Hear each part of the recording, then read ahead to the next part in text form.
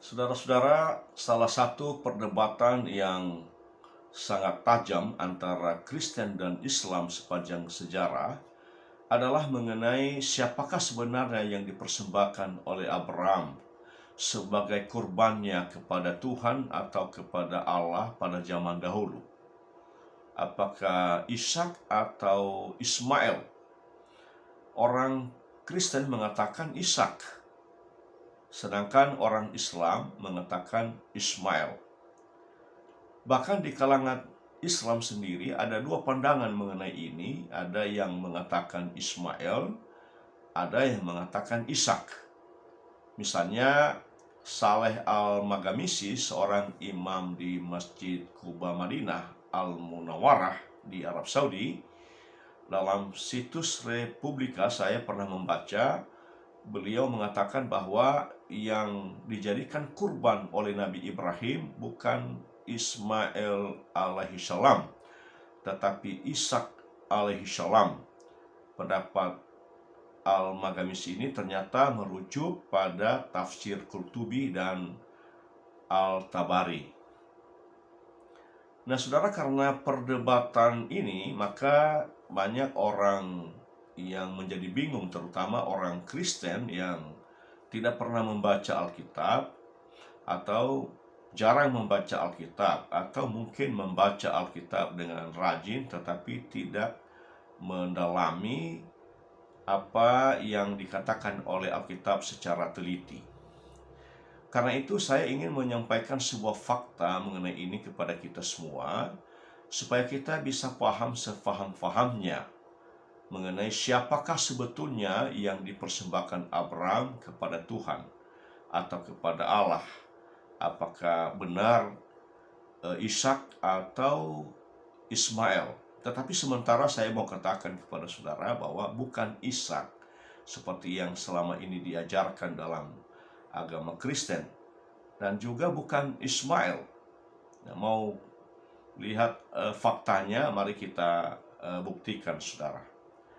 Nah, saudara, pada waktu Abraham dan istrinya Sarai melakukan imigran atau perpindahan dari negerinya Ur Kasdim ke Haran, waktu itu Alkitab mengatakan umur Abraham sudah 75 tahun dan istrinya Sarai 65 tahun.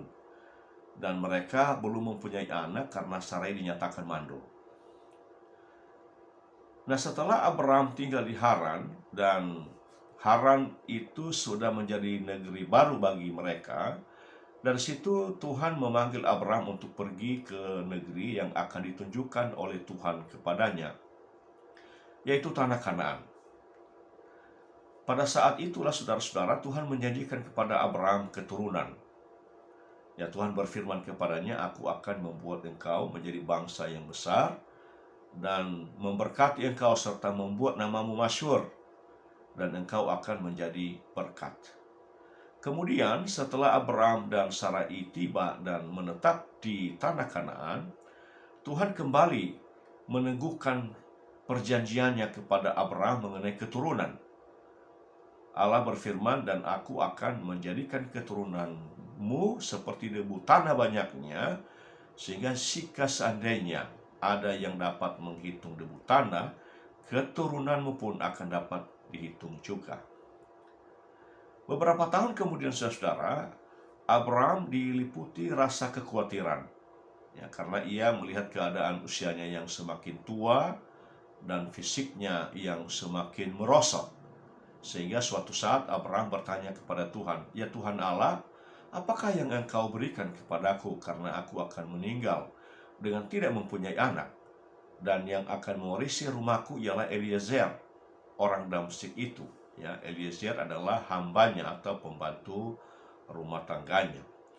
Nah, saudara, menjawab pertanyaan Abraham ini, Tuhan kembali mengulangi janjinya kepada Abraham bahwa bukan Eliezer yang menjadi ahli warisnya, tetapi anak kandungmu sendiri. Nah, setelah Abraham dan istrinya sudah 10 tahun tiba di tanah Kanaan, Sarai juga ternyata mulai khawatir mengenai usianya yang sudah semakin tua. Saat itu dia sudah berumur 75 tahun dan Abraham suaminya sudah 85 tahun. Dan tentu juga fisiknya Sarai sudah semakin merosot. Lalu Sarai meminta Abraham untuk menghampiri hambanya bernama Hagar orang Mesir. Dan Sarai mau mengakui atau menerima hasil buah yang akan dihasilkan oleh Abraham nanti dari hambanya Hagar sebagai keturunannya. Yang penting dari Abraham, siapapun yang melahirkannya, itu yang ada di dalam benak atau di dalam hati Sarai. Nah, kemudian saudara-saudara, Alkitab mengatakan bahwa hamillah Hagar dan melahirkan seorang anak laki-laki bagi Abraham dan diberinya nama Ismail.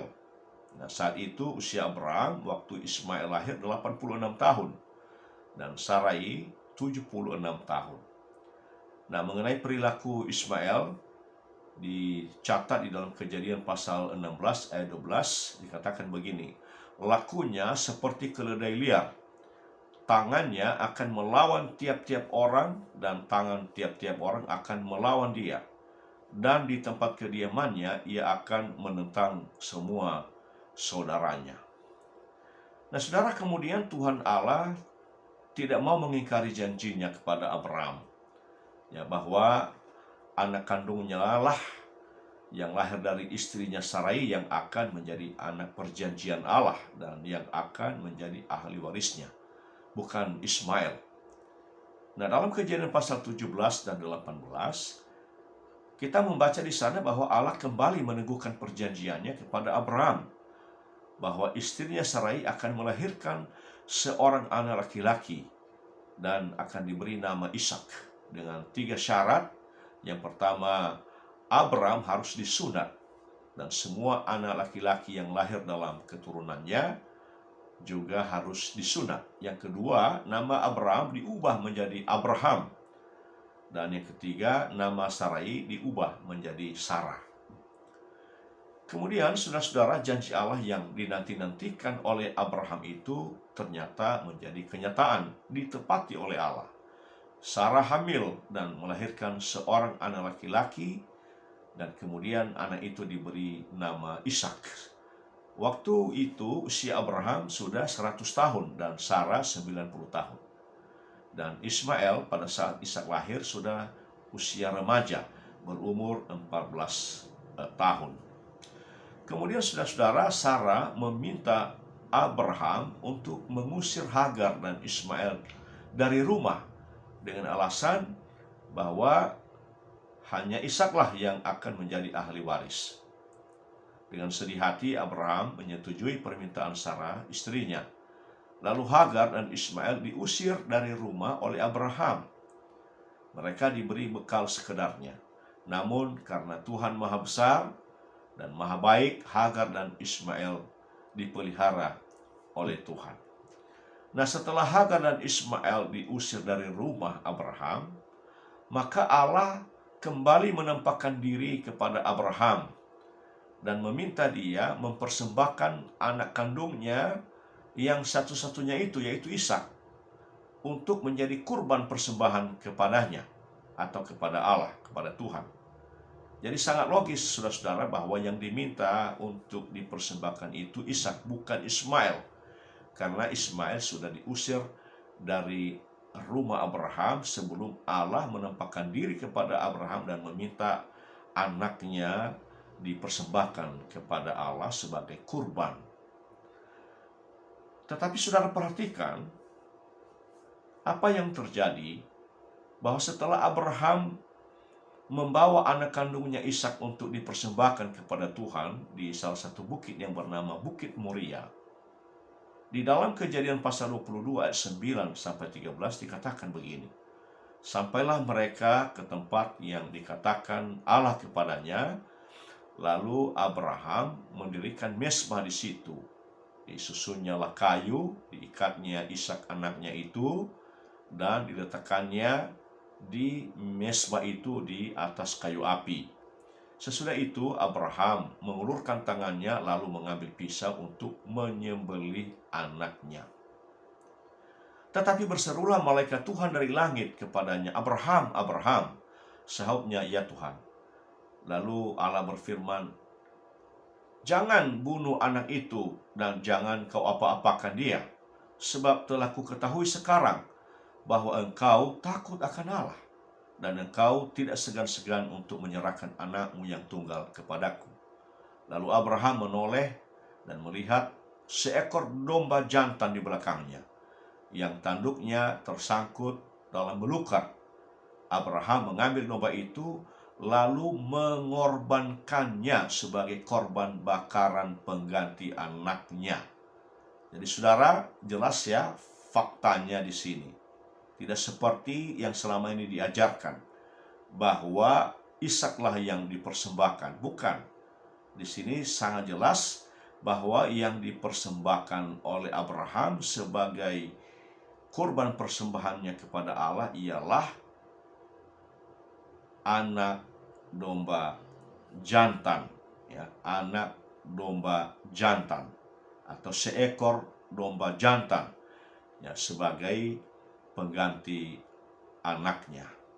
Jadi saudara, dari sini jelas sudah bagi kita bahwa ternyata Alkitab memberikan sebuah fakta kepada kita yang selama ini jarang diajarkan, bahwa sesungguhnya bukan Ishak yang dikurbankan oleh Abraham kepada Allah, juga bukan Ismail, tetapi seekor domba jantan. Memang Ishak yang diminta untuk jadi kurban, bukan Ismail, tetapi bukan Ishak yang dikurbankan, ya, tetapi seekor domba jantan sebagai pengganti Ishak. Jadi sekali lagi, bukan Ishak, bukan Ismail, tetapi seekor domba jantan. Itulah yang dikurbankan oleh Abraham sebagai persembahan kurbannya kepada Allah pada zaman dahulu itu. Nah, dari fakta ini saudara-saudara, maka diharapkan agar tidak ada lagi perdebatan, ya, antara Kristen dan Islam mengenai siapa sebenarnya yang dikurbankan Abraham kepada Allah, Ishak atau Ismail. Di sini sudah terang benderang, faktanya menyatakan bahwa bukan Ishak, bukan Ismail, tetapi seekor anak domba jantan. Sekali lagi, diharapkan tidak ada lagi perdebatan di antara kita, karena memang ini menurut saya tidak penting untuk diperdebatkan, karena bukan soal itu yang menentukan kita sebagai orang Kristen untuk masuk surga, tetapi iman kita kepada Yesus Kristus. Apalagi faktanya sudah jelas bahwa bukan Ismail, bukan Ishak, tetapi seekor domba jantan. Sekali lagi, kita hentikan semua perdebatan mengenai ini, apalagi jika perdebatan kita mengenai ini merenggangkan hubungan persaudaraan kita sebagai umat beragama dan sebagai sesama anak bangsa. Ingat, bukan Ishak, bukan Ismail, tetapi seekor domba jantan. Itulah yang dipersembahkan oleh Abraham sebagai kurbannya kepada Allah atau kepada Tuhan pada zaman dahulu itu. Tuhan memberkati kita semua.